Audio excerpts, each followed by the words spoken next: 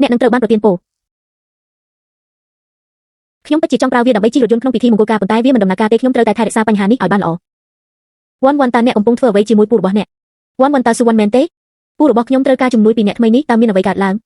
តើអ្នកអាចដោះស្រាយយ៉ាវស៊ូយិនបានទេខ្ញុំបានជួបអ្វីមួយថ្មីនេះប្អូនស្រីរបស់យ៉ាវយ៉ៃអិនបានធ្វើឲ្យខ្ញុំមានបញ្ហាខ្ញុំចង់ឲ្យយ៉ាវយ៉ៃអិនខ្លាំងខ្ញុំបានជួបមនុស្សរួចហើយខ្ញុំគ្រាន់តែត្រូវការឲ្យអ្នកចងភ្ជាប់យ៉ាវយ៉ៃអិនដើម្បីសហការជាមួយខ្ញុំក្នុងការសម្ដែងរបស់វីរបុរសអាមេរិកចាស់អ្នកបានសុំឲ្យខ្ញុំជួយអ្នកចាប់ជំរិតលោកយ៉ាវគ្មានឆ្ងល់ទេឈីវ៉ាន់បានកើតឡើងដើម្បីជួយសង្គ្រោះបងប្រុសរបស់ខ្ញុំវាបានប្រែក្លាយថាមានប្រជុយបែបនេះនៅក្នុងគ្រួសារបន្ទាប់ពីខ្ញុំជួយគាត់ជាលើកចុងក្រោយក៏បានសម្រេចខ្ញុំចង់បានកន្លះលានចុះបើឯងមានលុយហើយគ្មានមានការពីឯងអ្នកអាចលេងជាមួយខ្ញុំហើយអបអរសាទរខ្ញុំមិនយូរមិនឆាប់លុយរបស់គ្រួសារឆៅនឹងខ្លាយជារបស់អ្នកមកដល់ទីបំផុតខ្ញុំបានរកឃើញវិធីធ្វើឲ្យបងប្រុសខ្ញុំឃើញមុខពិតរបស់ស៊ូវ៉ាន់លើកនេះវាពិតជានឹងដំណើរការតើអ្នកកំពុងធ្វើអ្វីប្រញាប់ចូលមកនិយាយអ្នកមិនខ្លាចការថតរូបទេស៊ូវ៉ាន់អ្នកមិនបាននិយាយថាអ្នកមិនអាចធ្វើវាចំពោះស៊ូវ៉ូទេខ្ញុំនឹងខ្លាចជាមនុស្សចាស់តើអ្នកចង់មានន័យដូចម្តេចខ្ញុំប្រាប់អ្នករាល់គ្នាថាបើអ្នកមិនងាយស្រួលសម្រាប់ខ្ញុំក៏មិនធ្វើឲ្យអ្នកស្រួលដែរខ្ញុំបានសុំពូរបស់ខ្ញុំឲ្យចាប់យ៉ាវដែរហើយខ្ញុំនឹងជួយសង្គ្រោះគាត់នៅពេលក្រោយគាត់ប្រកាសជានឹងឲ្យលុយខ្ញុំម្ដងគ្រាន់តែអត់ធ្មត់ប្រសិនបើខ្ញុំមិនមានវាអ្នកនឹងមិនទទួលបានអ្វីនោះទេមិនអីទេជាខ្ញុំម្ដងទៀតប្រសិនបើអ្នកហ៊ានបោកបញ្ឆោតខ្ញុំកុំបន្ទោសខ្ញុំចំពោះការលាតត្រដាងរាល់ព័ត៌មានកក់របស់អ្នកសូមផ្ដល់លុយឲ្យខ្ញុំជាមុនសិនលុយនៅក្នុងកណ្ដេរបស់ខ្ញុំត្រូវបានជាប់យ៉ាងថ្មីនេះខ្ញុំគ្មានលុយចាយទេយកវាឲ្យចេញពីទីនេះឆ្កែផ្អែមហ៊ានចាក់ចេញពីខ្ញុំនឹងធ្វើឲ្យអ្នកសោកស្ដាយវាខ្ញុំបានរៀបចំការពិនិត្យមុនពេលសម្រាប់អ្នកក្នុងអំឡុងពេលនេះអ្នកគួរតែទទួលទានអាហារូបត្ថម្ភឲ្យបានល្អនិងថែរក្សារាងកាយឲ្យបានល្អកុំបារម្ភទោះបីជាយ៉ាងណាបងប្អូននឹងគ្រប់គ្រងបងអរគុណបងប្រុសការពិនិត្យផ្ទៃពោះជាឱកាសមួយដើម្បីកម្ចាត់បងប្អូនបងប្រុសអាចឲ្យខ្ញុំខ្ចីឡាននៅថ្ងៃស្អែកតើអ្នកខ្ចីដើម្បីអ្វីខ្ញុំនឹងទៅជាមួយអ្នកនៅថ្ងៃស្អែកបន្ទាប់មកទៅក្រុមហ៊ុនបងប្រុសអ្នកមិនចាំបាច់ទៅជាមួយខ្ញុំសម្រាប់រឿងតូចតាចបែបនេះទេតើពូវ៉ាងតែងតែជាអ្នកបើកឡានរបស់យើងមែនទេអ្នកនៅតែមិនអាចទុកចិត្តគាត់បាន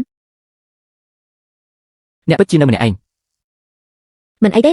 កុំបារម្ភអីបងប្អូនខ្ញុំមិនសរសេរអំពីស្រីស្អាតបែបនេះទេជាការពិតណាស់ខ្ញុំអាចធ្វើវាដោយខ្លួនឯងបានយើងជាស្ត្រីឯករាជ្យក្នុងយុគសម័យថ្មីKKកូនធំហើយចេះដឹងផងកុំបង្កបញ្ហាដល់ខ្ញុំ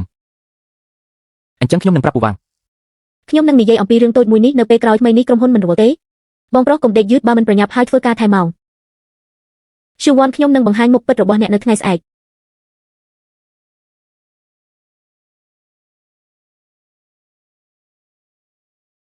នោះហើយជាវាលោកចៅម៉េចមិនចេញទៅមីងគុយវាជាខ្ញុំអ្នកគឺជាស្ត្រីខែយើងសូមរក្សាសម្លេងរបស់អ្នកចុះថ្ងៃនេះខ្ញុំត្រូវធ្វើរឿងសម្ងាត់អ្នកមិនអាចប្រាប់ខ្ញុំពីអ្វីដែលកំពុងកើតឡើងបងស្រីនឹងមិនមានគ្រោះថ្នាក់អ្វីទេមែនទេអ្នកនឹងមិនបានដូនតាខ្លាទេបើអ្នកមិនចូលក្នុងរូងខ្លាប៉ុន្តែកុំបារម្ភខ្ញុំនឹងប្រយ័ត្នពេលចាក់ចេញអូហេតុអ្វីបានជារបបភ្នែករបស់ខ្ញុំលោតភ្លាមគ្មានអ្វីនឹងកើតឡើងទេមែនទេលោកឆៅហេតុអ្វីបានជាអ្នកពាក់ម៉ាស់ខ្ញុំការជំងឺផ្ដាសាយបន្ទាប់ពីធ្វើការថែម៉ោងយប់មិញវាកាត់ឡើងយ៉ាងខ្លាំងដែលខ្ញុំបានទិញទឹកមួយដបបន្ថែមសម្រាប់អ្នកផឹកសូមអរគុណលោកឆៅសូមចេញដំណើរទៅវាឆ្ងាញ់ភេសជ្ជៈនេះធ្វើឲ្យខ្ញុំងុយគេងបន្តិចខ្ញុំនឹងគេងមុនវាងាយដួលសន្លប់សំបីតែអ្នកមានក៏ដេកដូចជ្រូកងាប់ដែរ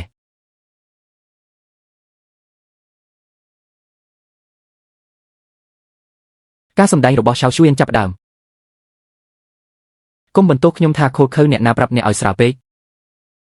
បន្ទាប់ពីការងារនេះខ្ញុំនឹងនៅតែជាអ្នកបើកបរដ៏អាក្រក់ដដែលវាជារឿងចម្លែកដែលលោកឆៅជាបុរសពេញវ័យនៅក្មេងដូច្នេះបុរសអ្នកមានពិតជាយកចិត្តទុកដាក់លើការគ្រប់គ្រងរាងកាយអ្នកត្រូវទៅហើយត្រូវចង់នៅពេលក្រោយបើមិនដូច្នេះទេខ្ញុំខ្លាចលាតត្រដាងអាថ៌កំបាំងរបស់ខ្ញុំ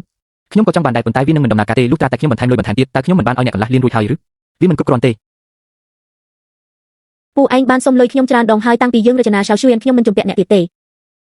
អ្នកជានារីស្រុកគេអាចរស់នៅក្នុងទីក្រុងបានយ៉ាងល្អខ្លាយជាតារាធំនិងខ្លាយជាស្ត្រីអ្នកមានទៅថ្ងៃអនាគតតើសំណងតិចតួចបែបនេះអាចគ្រប់គ្រាន់ដោយរបៀបណាឲ្យខ្ញុំ500,000ទៀតខ្ញុំនឹងឲ្យវាទៅអ្នកហើយចង់យ៉ាវដែនជាមុនសិន